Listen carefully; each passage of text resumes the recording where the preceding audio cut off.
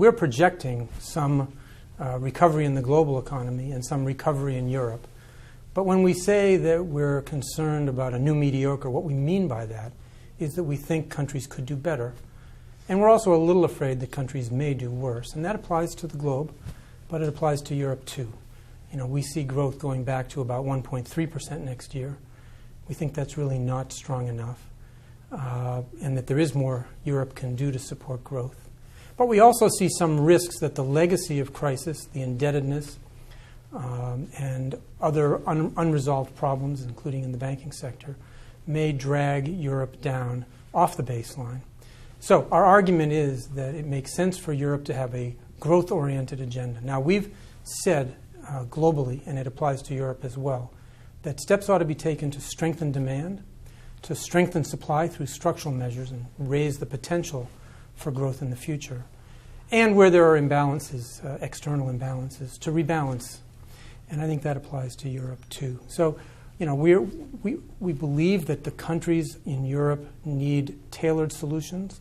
They are in very different starting points because the crisis has touched them in different ways, but that they should look to these three pillars of support.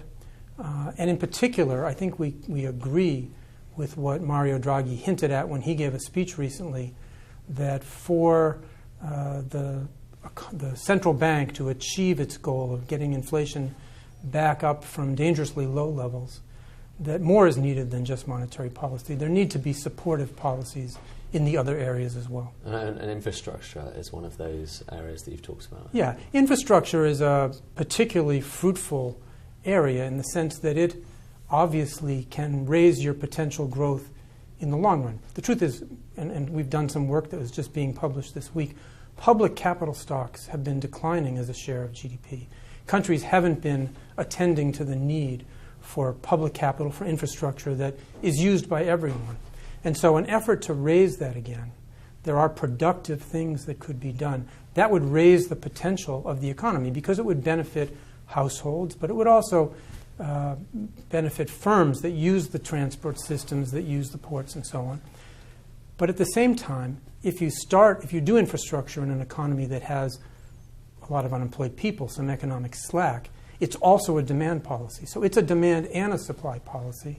And so we've been arguing that countries should take a look at whether this could help them. How much it will help them will vary from place to place based on their infrastructure needs on the one hand and how much unemployment and slack they have on the other hand. But we think this could play a role. But which countries particularly?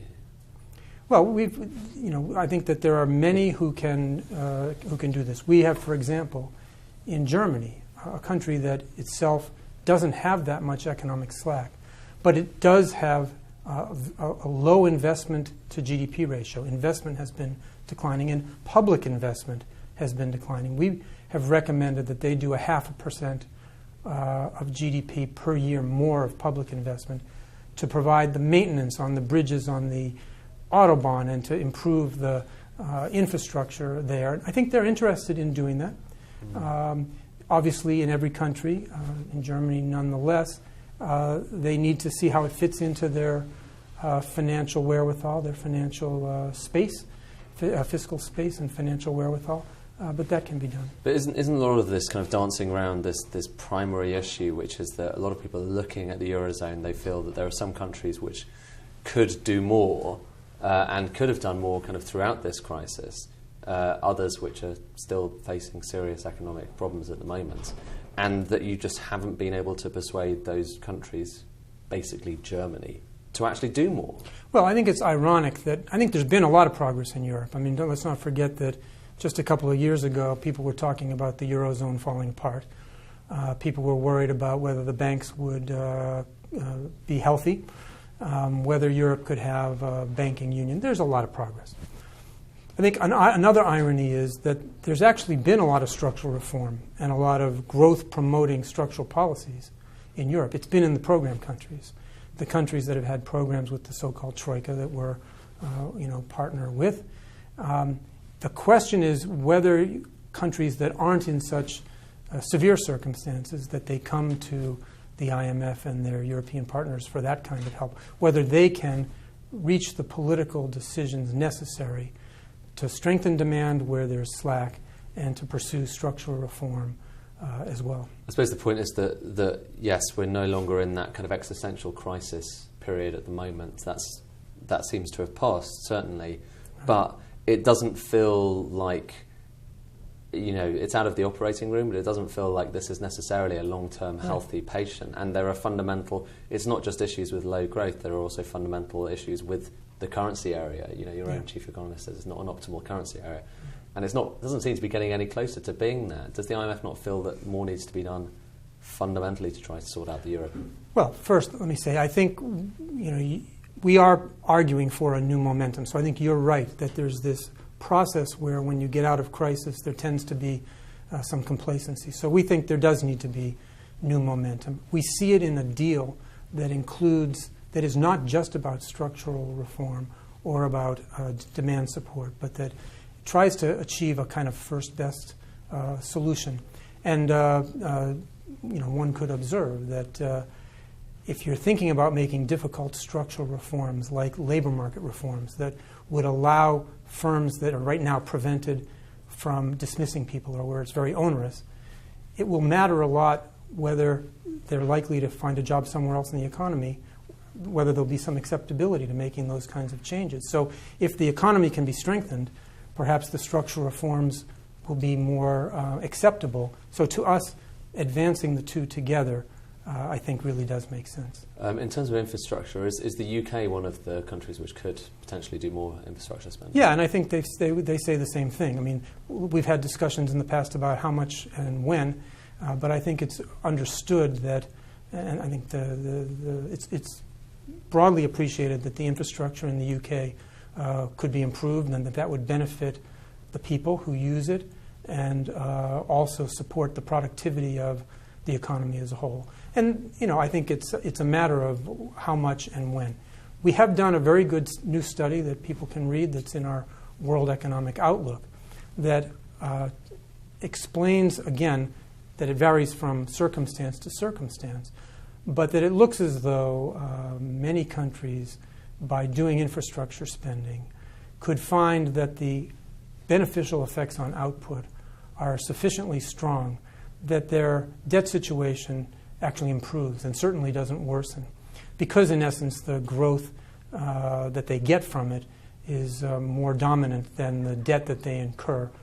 Now, this is an observation that we make for the world as a whole, not for any one country, and deciding exactly what to do and when is really a country-by-country matter. It's just I only asked just because that infrastructure was one element of the Article 4 that we had in the UK last year. Yeah. And there was this whole, what many people perceived as a row where the fund didn't seem to be fully in favour of UK policy, but now it seems to be very much in favour of UK policy. I mean, where are we now? We made the best advice. We gave the best advice we thought we could, and I think in substance, the UK government agreed that. I think what we all agreed upon was the UK has the challenge of balancing the need for economic recovery, which they have been pursuing, with the need to keep public finances in line. And we gave our advice on how to do that, and they've proceeded. And the economic outcome has been good. It's the United States and the UK right now that are the countries right now that's advanced economies that seem to be doing the best. So that's great. I think there is still as the years go on, there is certainly it would be useful for them to be upgrading their infrastructure. That could strengthen growth further, as long as it can be fitted into that paradigm that I said of balancing growth imperative and the fiscal sustainability imperative. Okay, and finally, clearly one of the issues which is under a lot of discussion, perhaps a bit more with the World Bank than the fund, but is Ebola. Yeah. What the response to that is going to be. I mean, where does the fund fit in on that front? Well, first, it's a human tragedy. And the people in the country are suffering greatly and worried about the spread of this. So what we've done in the first instance is to increase the size of our loans. We already had loans, active loans with all three countries that are affected. So we've increased the size of those loans to help them both enhance their prevention so that the spread of the disease can be controlled, and to deal with the the outbreak that they already have. We urge the rest of the world to help, because after all, we can only make loans, and these countries are poor and need grant support. The next phase, of course, is to make sure that the disease doesn't spread more generally.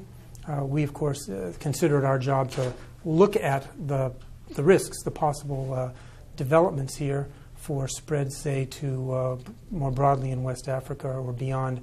We don't see that right now, and that's good, but it certainly is a risk that would adversely affect the broader West African region, potentially sub-Saharan Africa.